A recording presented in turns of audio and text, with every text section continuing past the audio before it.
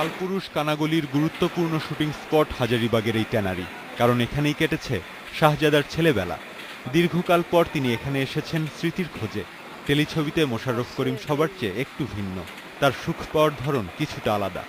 ঘুরে বেড়ানো চরিত্র, জীবনকে দেখছে, জীবনকে অবজার্ভ করছে, জীবনকে স্পর্শ করছে, জীবনের স্বাদ নিচ্ছে, কিন্তু নেওয়া শেষ হচ্ছে না, স্বাদ ফুরাচ্ছে না।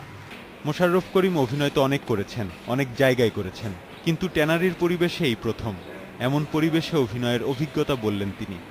ট্যানারি এলাকা, চামড়ার গন্ধ, মানে চামড়ার গন্ধ তো সুখকর না, তো সেই রকম অসুখকর বা দুঃখকর গন্ধের জায়গায় আগেও শুটিং করেছি, কিন্তু প্রত্যেক গন্ধের সঙ্গে প্রত্যেক গন্ধের তো তারতম্য আছে। পিঁপড়াবিদ্যা ছবির মিঠু মূলত হতেই চেয়েছিলেন পরিচালক, সেই কাজটি এখন তিনি নিয়মিত করার চেষ্টা করছেন। কালপুরুষ কানাগলি তার দ্বিতীয় নির্মাণ। সমাজ এবং জীবনের দর্শন নিয়ে এই গল্প তৈরি করেছেন তিনি।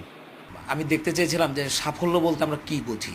কেউ মনে করে যে আসলে অর্থ উপার্জন করা সাফল্য, আবার কেউ মনে করে যে মৌমাছির চাকে মৌমাছির গান শোনাটা একটা সাফল্য। আমাদের এখনকার যে প্রাতিষ্ঠানিক শিক্ষা আমাদের মধ্যে কি করতেছে, যে ওই কৌতূহলটাকে জাগাতে পারছে না, বরং লোভ জাগাচ্ছে। তো আমাদের চারপাশে তো নানা লোভ ছড়ানো, এই লোভের গল্পের মধ্যে এই চরিত্রটা এসে পড়েছে। এতে আরও অভিনয় করেছেন ফারজানা চুমকি, শাহাদত হোসেন। শিগগিরই কোনো বেসরকারি চ্যানেলে প্রচার হবে এই টেলিছবি। প্রতীক আকবর, ইন্ডিপেন্ডেন্ট নিউজ, ঢাকা।